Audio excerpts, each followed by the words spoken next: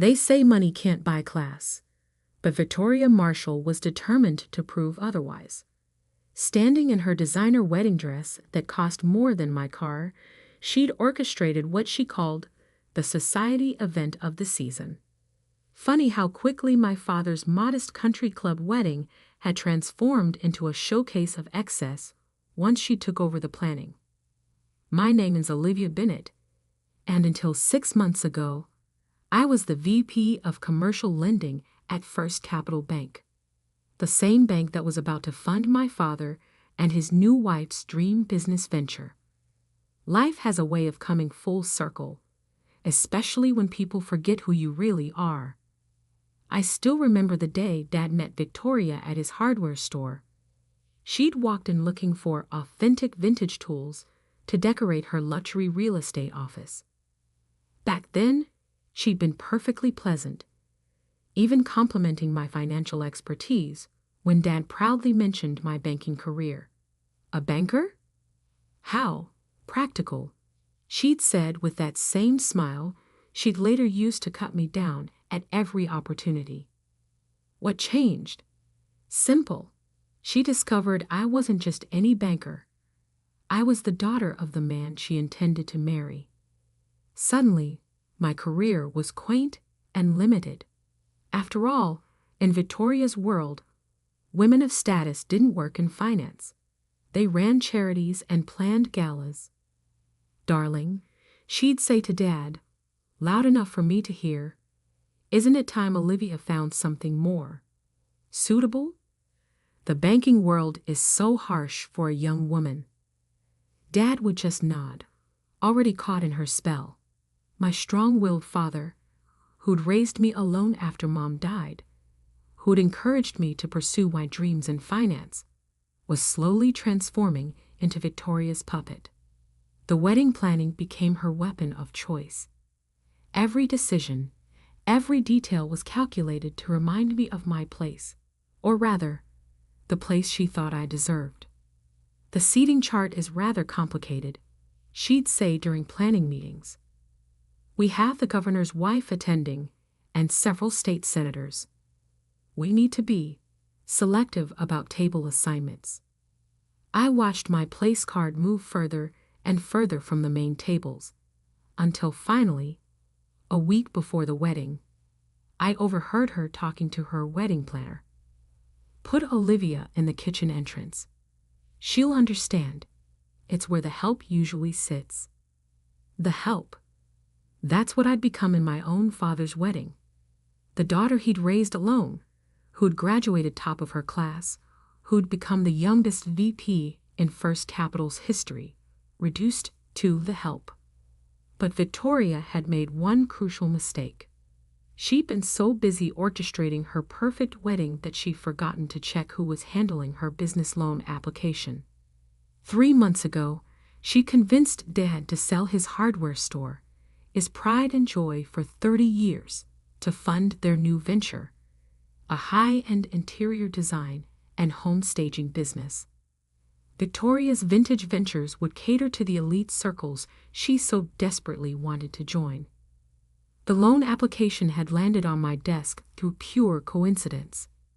I could have recused myself, should have probably, but curiosity made me read it, and what I read made my blood run cold.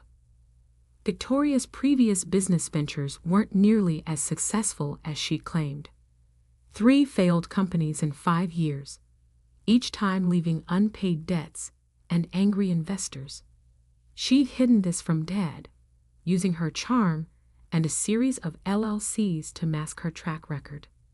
I tried to tell him, tried to show him the evidence, but Victoria had already poisoned that well.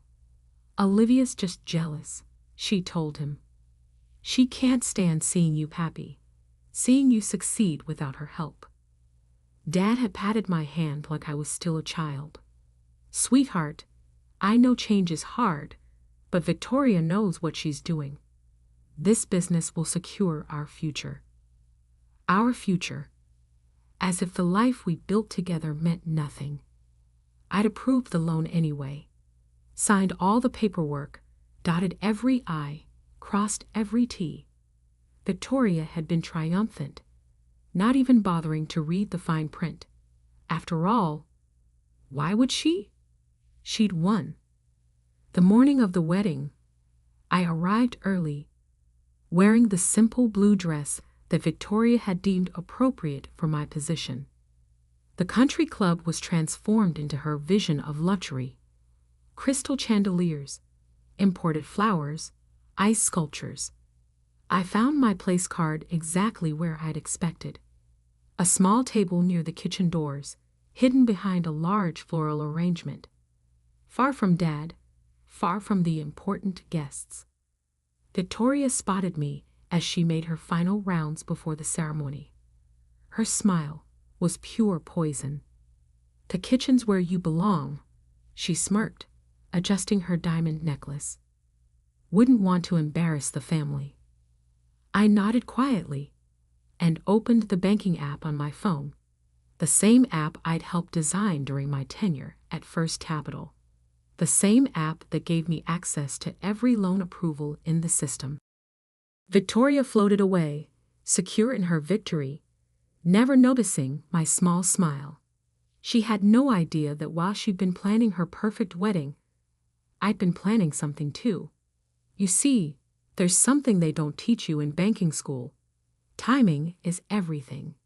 And tomorrow morning, when Victoria and Dad returned from their honeymoon to start their new business venture, they'd learn that lesson the hard way. I topped my phone away and took my seat by the kitchen doors. In a few hours, Dad would say, "I do" to a woman who'd orchestrated my humiliation. In 24 hours, that same woman would discover that karma has a way of serving revenge on a silver platter. The wedding coordinator began herding guests to their seats. The orchestra struck up the first notes of the wedding march, and I sat quietly, watching it all unfold, knowing that sometimes the best revenge doesn't need an audience. After all, I'd learned from the best. Victoria had taught me that humiliation tastes sweetest when served cold, in front of an audience. Tomorrow, she'd learn what happens when you underestimate the help. The ceremony began, and I watched my father marry a woman who'd torn our relationship apart. But unlike Victoria, I knew something she didn't. This wedding wasn't the end of the story. It was just the beginning. The morning after the wedding dawned bright and clear. I sat in my home office, surrounded by documents that would soon shatter Victoria's perfect world. My laptop displayed First Capital Bank's loan management system, a system I'd helped build, and one that still held a few secrets known only to its architects. I took a sip of coffee and began my work. Victoria and Dad were somewhere over the Atlantic, heading to their luxury honeymoon in the Maldives. They had no idea that their dream business was about to crumble before it even began. My phone buzzed. A text from my colleague Michael in risk assessment. "Just reviewed the loan docs like you asked. How did we miss these red flags?" I smiled, remembering how carefully I'd structured everything. "Send the report to compliance." I texted back. Standard protocol. The truth was, we hadn't missed anything. I'd just waited for the perfect moment to discover the irregularities in Victoria's loan application. Timing, as they say, is everything. My desk phone rang. Amanda Torres, head of compliance. "Olivia? We have a situation with the Marshall Bennett loan approval." "Oh?" I kept my voice neutral, professional. "What kind of situation?" "Major discrepancies in the business history section. 3 undisclosed bankruptcies, multiple defaulted loans. How did this get approved?" I could hear her shuffling papers. "And the collateral verification. The property she listed as security. It's already mortgaged to 2 other banks." "That's concerning," I replied, fighting to keep the satisfaction from my voice. "Have you flagged it for immediate review?" "Already done. Given the severity, We're initiating an emergency cancellation. The funds were scheduled for release tomorrow. But now they won't be, I finished. Standard procedure for fraudulent applications. Exactly. I'll need you to sign off on the cancellation since you were the approving officer. I opened the relevant form on my screen, my cursor hovering over the signature line. In this moment, I thought about Dad, about the hardware store he'd sold based on Victoria's promises, about the way he changed since meeting her. Sending the signed forms now, I said, clicking submit. Will you handle the notification, or should I? Given your personal connection, I'll handle it. The notification will go out first thing tomorrow when they return from their honeymoon. Perfect timing. Victoria would walk into her new office space, the one she'd already leased and furnished with Dad's money, only to find that her dream business was dead before it started. After hanging up, I pulled out a thick folder from my desk drawer. Inside were copies of every document Victoria thought she'd successfully hidden. Her previous business failures, the unpaid debts, the investors she'd swindled. I'd been collecting them for months, waiting for the right moment.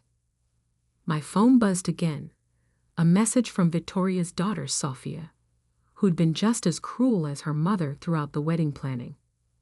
Mom's so excited about the business. She's already invited all her society friends to the grand opening next month. It's going to be amazing. I didn't respond. Let them plan. Let them dream. Sometimes the best revenge is letting people build their castles in the air, knowing you're about to show them it's all made of sand. The rest of the day passed in a blur of calculated moods. I forwarded Victoria's true business history to every high-end design magazine that had agreed to cover her grand opening. I sent anonymous tips to the society columnists she'd been courting. By the time she returned, her carefully constructed image would be in tatters. That evening, I visited Dad's old hardware store, now empty, the sold sign still hanging in the window. 30 years of honest business, of serving the community, gone because Victoria had convinced him to chase her upscale dreams.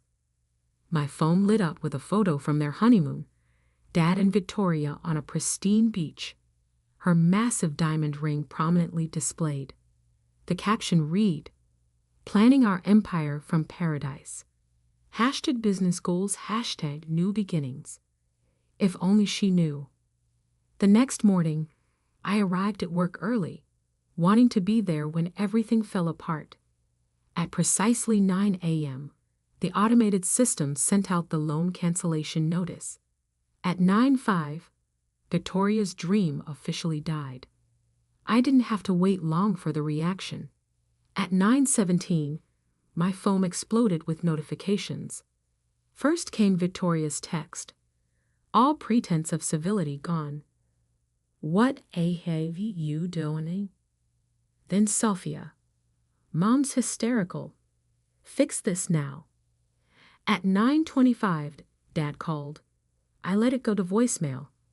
Some conversations needed to happen in person. At 9:45, Victoria stormed into my office, her designer outfit slightly disheveled, her perfect makeup smeared by angry tears. Dad followed behind her, looking confused and angry. "You vindictive little," Victoria started, but I held up my hand. "Before you continue," I said calmly, "you should know that this meeting is being recorded as per bank policy. Now how can I help you?" Victoria's face contorted with rage. "You know exactly what you did.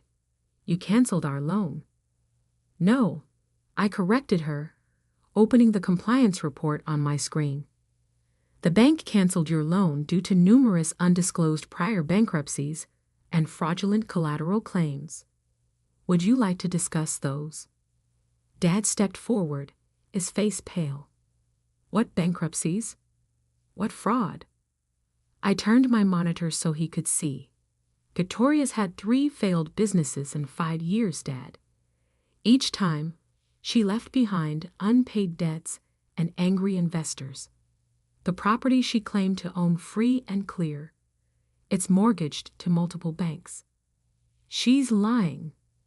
Victoria shrieked, but her voice held a note of panic. The documentation is quite clear, I continued, my voice professional and detached. Would you like to see the court records? Or perhaps the complaints filed by your previous investors? Dad sank into a chair, the reality of what he'd done. What she'd convinced him to do, finally hitting home. The store, he whispered. I sold the store. Yes, I said quietly. You did. Victoria's composure cracked completely. This is because of the wedding, isn't it? Because I'd put you in your place. I smiled, the same small smile I'd worn at the wedding. No, Victoria. This is because you committed loan fraud. The fact that you're an awful person is just a bonus. I'll report you, she threatened. I'll have your job. For what? Doing my job. Protecting the bank from fraud? Please go ahead. I'm sure the banking commission would be very interested in your business history. Dad looked between us, 30 years of business reputation crumbling before his eyes. Can we fix this? The loan? No. That's done. Your reputation after associating with a known fraudster. I pulled out a business card. This is David Cohen, the best business attorney I know. You'll meet him. Victoria grabbed her designer bag, her hands shaking. This isn't over. Actually, I said, standing up, it is. Security will escort you out. Standard procedure for fraud cases. As if on cue, 2 security guards appeared at my door. Victoria's final humiliation would be walking through the bank's lobby, past the very society people she'd been so desperate to impress. Dad stayed behind, looking older than I'd ever seen him. Why didn't you tell me? I tried, Dad, many times. But you didn't want to hear it from your practical daughter who works in that harsh banking world. He flinched at the words, Victoria's words, thrown back at him. The store, he began, is sold, I finished. But not all is lost. I pulled out another folder, my resignation letter from First Capital Bank, along with a business plan I'd spent months preparing. Remember how Mom always said we should open a second location? I asked softly. I've spent the last 6 months negotiating with investors. Real investors, Dad. Not society climbers playing business. His hands trembled as he opened the folder. We can start over, I said. The right way this time. No shortcuts, no get-rich-quick schemes. Just honest business, like you taught me. The security guards were leading Victoria through the lobby now. I could hear her protests echoing down the hallway. Dad looked at the business plan, then at me. Why? Because sometimes, I said, people need to lose everything to remember what really matters. Through my office window, I watched Victoria climb into her luxury car, her dream of social climbing via my father's hard work shattered. Sometimes revenge isn't about destroying someone, it's about exposing who they really are. And sometimes the best revenge is rebuilding something better from the ashes of what was lost. 1 year can change everything. I stood in front of our new store, Bennett and Daughter Hardware and Home, watching the morning sun glint off the freshly painted sign. The grand opening was scheduled for 10 a.m., and already a small crowd had gathered. Inside, Dad was arranging the last display, making sure every tool was perfectly aligned. He'd spent weeks planning the layout, combining the best elements of his old store with modern touches I'd suggested. The result was something neither of us could have created alone. My phone buzzed with a news alert. Socialite Victoria Marshall faces federal charges in investment scheme. I allowed myself a small smile. Karma, it seems, has perfect timing. The past year had been a journey of reconstruction, not just of the business, but of relationships. After the loan cancellation debacle, Dad had filed for annulment, citing Victoria's fraud as grounds. The society pages had a field day with that one. "Ready for this?" Dad asked, joining me at the window. He looked younger somehow. The weight of Victoria's manipulation lifted from his shoulders. "Born ready," I replied, using the same phrase I'd used as a kid when he'd first taught me to use a cash register. The story of Victoria's fraud had spread quickly through our small business community. But something unexpected had happened alongside the scandal. People rallied around Dad. His old customers, the ones who trusted him for decades, came forward with support.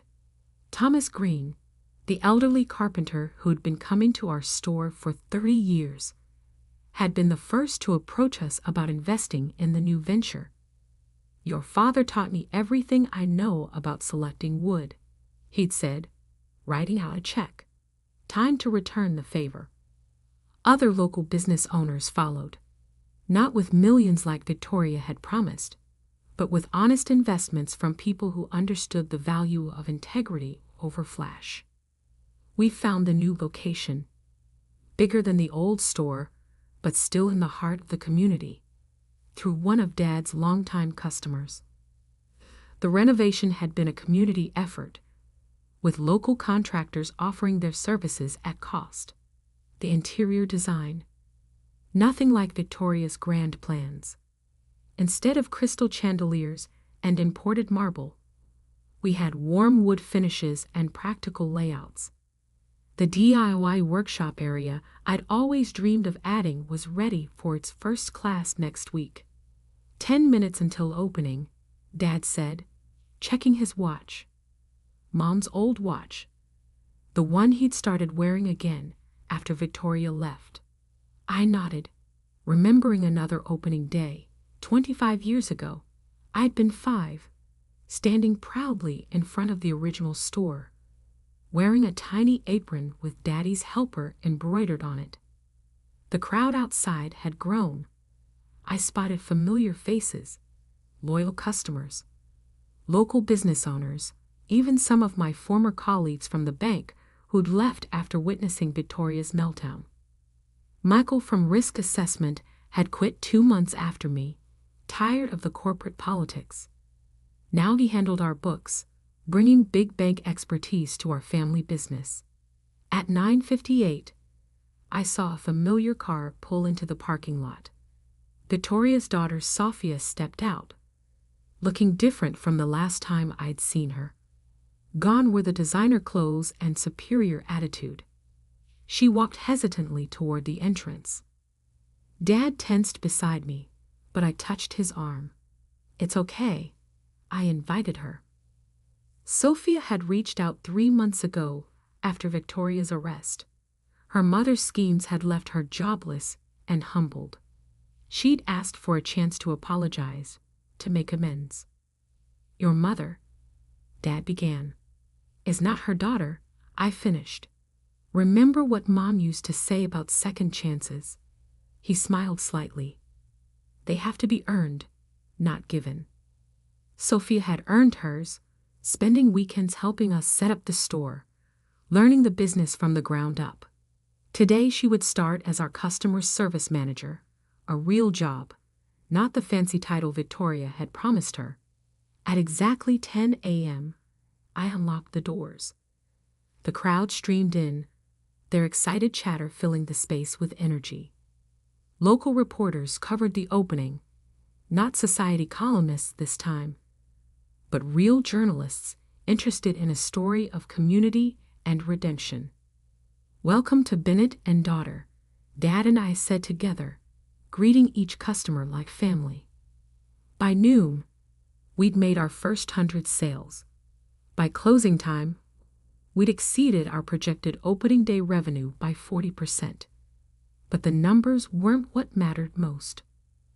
What mattered was the moment a young girl walked in with her mother, pointed to my name on a sign, and said, "Look, Mom, a girl can run a store too."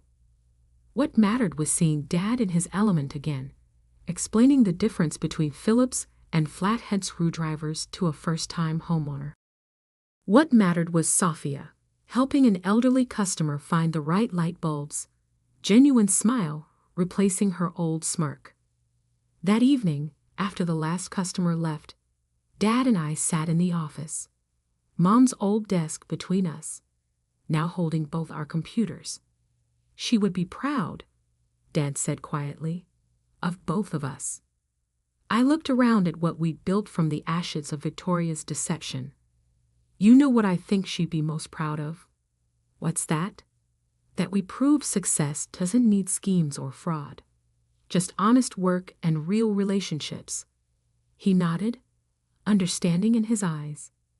Speaking of relationships, I got an interesting call yesterday from Margaret at the bank. I raised an eyebrow. Margaret had been my mentor before Victoria came along. The board is investigating all of Victoria's connections. Seemed she had quite a network of fraudulent loans. They're restructuring the entire commercial lending division. He paused. They want you back as regional director. I thought about it for a moment, looking at our store, at the future we built. Tell them thank you, I said finally. But I'm exactly where I belong. Dad smiled, the proud smile I'd missed during Victoria's reign. Yes, you are. Later that night, as I was closing up, I found Victoria's wedding seating card, still tucked away in my desk drawer. Kitchen entrance. It read in elegant script. I smiled and dropped it in the shredder. Some things aren't worth keeping, even as reminders. My phone buzzed one last time. A message from the prosecutor handling Victoria's case, confirming my appointment to testify next week. But that was just details now. The real victory wasn't in Victoria's downfall or even in saving Dad from her schemes. The real victory was in proving that success doesn't need validation from socialites or approval from society pages. Sometimes it just needs a father and daughter who believe in each other, a community that stands together, and the courage to rebuild something honest from the wreckage of broken dreams. As I locked up for the night, I looked at our sign one more time. Bennett and Daughter Hardware and Home. No crystal chandeliers, no imported marble, no fake sophistication. Just real value, honest work, and a legacy built to last. Sometimes the best revenge isn't in destroying what others build. It's in building something they can never destroy.